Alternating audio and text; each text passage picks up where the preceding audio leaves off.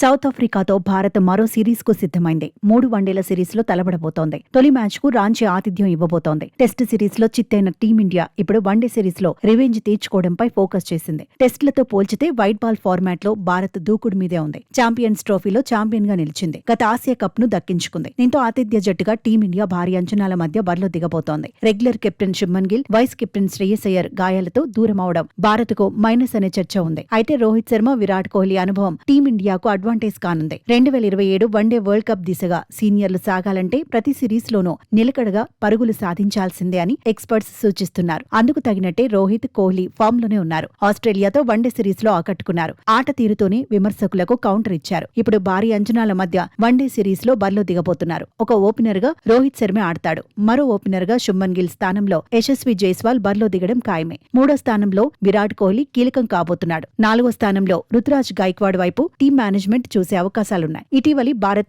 ఏ జట్టు తరపున గైక్వాడ్ మెరుపులు మెరిపించాడు. తుది జట్టులో రుతురాజ్ ఉంటే రిషబ్ పంత్ బెంచ్ కే పరిమితమయ్యే ఛాన్స్ కనిపిస్తోంది. 5వ స్థానంలో కెప్టెన్ కేఎల్ రాహుల్ బరిలో దిగుతాడు. తుది జట్టులో ముగ్గురు ఆల్రౌండర్లను తీసుకునే అవకాశం ఉంది. పేస్ ఆల్రౌండర్ గా నితీష్ కుమార్ రెడ్డి, స్పిన్ ఆల్రౌండర్లుగా రవీంద్ర జడేజా, వాషింగ్టన్ సుందర్ ఆడటం ఖాయమనే అంచనాలున్నాయి. పేస్ విభాగంలో హర్షిత్ రాణా, హర్షదీప్ సింగ్, ప్రసిద్ధ్ కృష్ణ కీలకం కాబోతున్నారు. మరోవైపు సౌత్ ఆఫ్రికా జోరు మీదుంది. టెస్ట్ సిరీస్ లో ఆతిథ్య జట్టును ఓడించిన జోష్ తో కనిపిస్తోంది. వన్డేలోనూ సౌత్ ఆఫ్రికా జట్టును లైట్ తీసుకునే పరిస్థితి లేదు. భారత్, సౌత్ ఆఫ్రికా మధ్య జరిగిన చివరి 10వ వన్డే సిరీసుల్లో 2 జట్లు నువ్వా నేనా అన్నట్లుగానే తలపడ్డాయి. చెరో 5 సిరీసుల్లో విజయం సాధించాయి. దీంతో ఈసారి ఎవరు పైచేయి సాధిస్తారనేది ఆసక్తి రేపుతోంది. ఇక మార్క్రమ్, బౌమా రీ-ఎంట్రీ ఇవ్వడం సఫారీలకు కలిసి రానుంది. రబాడా గాయపడటం మాత్రం సౌత్ ఆఫ్రికాకు ఎదురుదెబ్బే. కేశవ్ మహారాజ్ నుంచి టీం మేనేజ్మెంట్ మెరుగైన ప్రదర్శనను కోరుకుంటోంది. మిడిల్ ఆర్డర్ బ్యాటర్ మాథ్యూ బ్రిడ్జ్కే ప్రత్యేక ఆకర్షణ కాబోతున్నాడు. ఆడిన తొలి 5 వన్డేల్లో ప్రతి మ్యాచ్లోనూ 50కి పైగా పరుగులు సాధించిన మాథ్యూ బ్రిడ్జ్కే